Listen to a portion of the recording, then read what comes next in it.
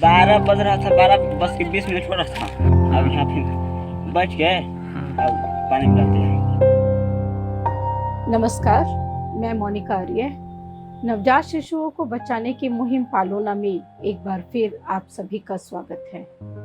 हम एक बार फिर आपके सामने उपस्थित हुए हैं दर्द की एक नई दास्तान लेकर, जिसे लिखा गया है झारखंड के गढ़वा जिले के रंका प्रखंड में। यहाँ सोनादाग पंचायत के पाल्हे गांव की ये घटना है। दोपहर का वक्त था और गांव के बच्चे वहां पोखर के नजदीक खेल रहे थे। अचानक उन्होंने देखा कि 3 युवतियां एक स्कूटी पर सवार होकर वहां पहुंची। उनके हाथ में बैग जैसा कुछ था। वो पोखर के पास गई, उन्होंने बैग में से कुछ निकाला, वहां छोड़ा और जितनी तेजी से वो आई थी उतनी ही तेजी से वो वापस चली गई। बच्चों को थोड़ा शक हुआ, थोड़ा डर भी लगा कि आखिर ये क्या है। वो दौड़े दौड़े पोखर के पास गए। वहां उन्होंने देखा कि एक काले रंग का पॉलिथीन पड़ा हुआ है। ये उसी तरह का पॉलिथीन था जैसा कि आप और हम अपने घरों में डस्टबिन में कूड़ा फेंकने के लिए इस्तेमाल करते हैं। और उसी पॉलिथीन के अंदर एक नवजात शिशु की डेड बॉडी थी। विजुअल्स जो हमारे पास आए हैं उसमें हम देख सकते हैं कि बच्चे के शरीर के साथ उसकी गर्भनाल, जिसे अम्बिलिकल कॉर्ड भी कहते हैं, वो भी अटैच है। इसका मतलब ये है कि बच्चे का जो जन्म है वो हॉस्पिटल में नहीं होकर कहीं घर में ही हुआ है। और शायद ये जो बच्चा है ये किसी अनमैरिड मदर से शायद ये जन्मा होगा, क्योंकि कोई बहुत बुजुर्ग महिला वहाँ उन युवतियों में नहीं थी, जैसा कि पता चला है। खैर, बच्चों ने गाँव वालों को बुलाया और पुलिस को भी सूचना दी गई। कौन बजे कैसे यहाँ पे आया? 12 बज रहा था, 12 बज के 20 मिनट हो रहा था। हाँ, तो स्कूटी से उधर से आया। किधर उधर से? हाँ कौन कौन थे? हाँ, लेडीज थे का? हाँ। और कोई सज्जन था खड़े के लिए? ना, एक जेंट्स नहीं था। 2 लेडीज? 3 गो। 3 लेडीज। तब इसके बाद तो उतर के हाँ यहाँ सामने झोला बढ़ना था। हाँ वहाँ झोला रख के फिर करिया प्लास्टिक निकाल के रख के हाँ झोला सच के अब यहाँ फिर बैठ के अब पानी में डाल दिया। फाइनल पे तुरंत भाग गया। नहीं पता चला कहाँ कैसे? नहीं चला, नहीं पता चला। फिर किधर भागा? उधर चला गया।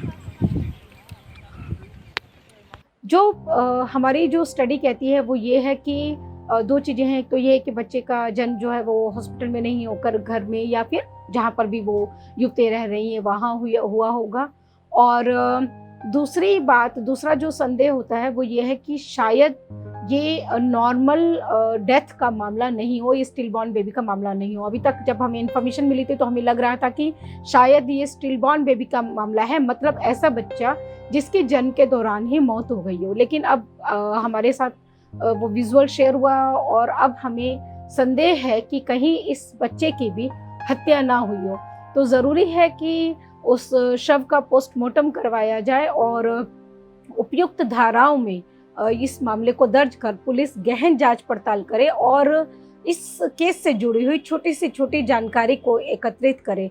बच्चों ने उन युवतियों को भी देखा है तो वो पहचान सकते हैं ये, क्योंकि दोपहर 12 साढ़े 12 बजे का वक्त था। तो ऐसा लगता है कि बच्चे को जन्मे हुए भी बहुत ज़्यादा वक्त नहीं हुआ होगा। पुलिस अगर चाहे तो इस बच्चे के दोषियों तक पहुंच सकती है। एक और बात मैं यहाँ पर कहना चाहूँगी कि जब हम ये कह रहे हैं कि ये जो बच्चा है ये अनमैरिड मदर से यानी कि अविवाहित माँ से जन्मा होगा, तो इसका मतलब ये नहीं है कि हम बच्चे के पिता को कोई क्लीन चिट दे रहे हैं। ये ऐसा बिल्कुल भी नहीं है। निश्चित तौर पर बच्चे के दोषियों में बच्चे की माँ के साथ साथ बच्चे का पिता भी शामिल है, क्योंकि किसी भी बच्चे को पालने की जिम्मेदारी, उसकी सुरक्षा की जिम्मेदारी माँ और पिता दोनों पर समान रूप से होती है। तो ये जानना बहुत महत्वपूर्ण होगा कि अगर किसी माँ ने ऐसा कदम उठाया भी है तो वो क्यों उठाया है।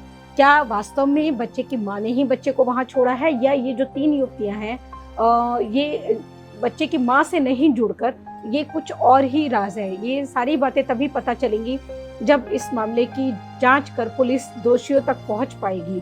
दोषियों तक पहुंचने का मतलब है कि सिर्फ ये 3 युवतियां नहीं, बल्कि वो सब लोग जो इस बच्चे के इस अंजाम के दोषी हैं, अपराधी हैं, वो सभी लोग तो बच्चे का पिता, बच्चे की माँ, बच्चे को जन्म देने में सहायता करने वाले लोग, जिनकी सहभागिता से, जिनके सहयोग से इस कृत्य को अंजाम दिया गया, वो सभी लोग इस मामले में बराबर के दोषी होंगे। धन्यवाद।